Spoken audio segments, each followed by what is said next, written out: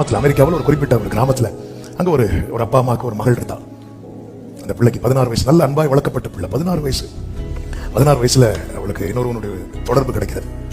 அவங்க பேரண்ட்ஸ் ரொம்ப சொல்லி பார்க்குறாங்க, வேண்டாமா, இது நல்லது இல்லம்மா, இவ படிக்கிற வயசு இல்லை இல்லை இல்லை, எனக்கு இந்த அன்பு தான் வேணும்னு சொல்லி பெற்றோருடைய உறவை துண்டித்து விட்டு போயிட்டான்.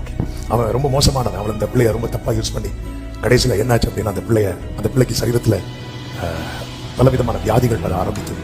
இந்த பிள்ளையை வச்சு எந்த யூஸுமே இல்லைன்னு தெரிஞ்சு அந்த பிள்ளையை விட்டுட்டு போயிட்டான். நினைச்சா நான் ஒரு லெட்டர் எழுத போறேன், அந்த லெட்டரை எங்க அப்பாவுக்கு அனுப்ப போறேன்.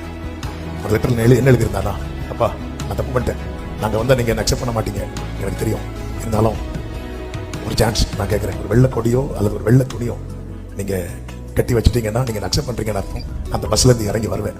அப்படி இல்லைன்னா நீங்கள் என்ன அக்செப்ட் பண்ணல, அந்த பஸ்லேருந்து இறங்கவே மாட்டேன், நான் அப்படியே போயிடுவேன்ப்பா அப்படின்னு சொல்லிட்டு லெட்டர் எழுதுறான்.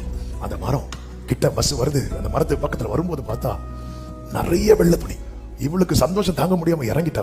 இறங்கினதும் ஓடி போய் இவளை கட்டி பிடிக்கிறாரு. இவ கேட்கிறா அந்த இடத்துல இருந்து, அப்பா நான் உங்கள்கிட்ட ஒரு துணி தானே கட்ட சொன்னேன், நீங்க ஏன் ஃபுல்லா கட்டினீங்கன்னு கேட்கும்போது அந்த அப்பா சொன்ன வார்த்தை, நான் ஒரு துணி கட்டி ஒருவேளை நீ பார்க்காம போயிட்டேன்னா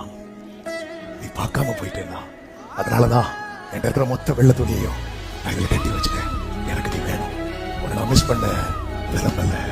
பிரியமான கர்த்தருடைய பிள்ளைகளே, நம்ம பல பக்கம் திரும்பினோம், எல்லா பக்கத்திலும் அவர் நின்னதுனாலதான் ஏதோ ஒரு பக்கத்துல நம்ம அவரை பார்த்து, ஹல்லேலூயா, நம்ம எல்லாம் சரியான திசையை நோக்கி பயணித்து இங்க வந்தவங்க நினைக்கிறீங்க. எல்லா பக்கத்திலும் வந்து நின்னுட்டார்.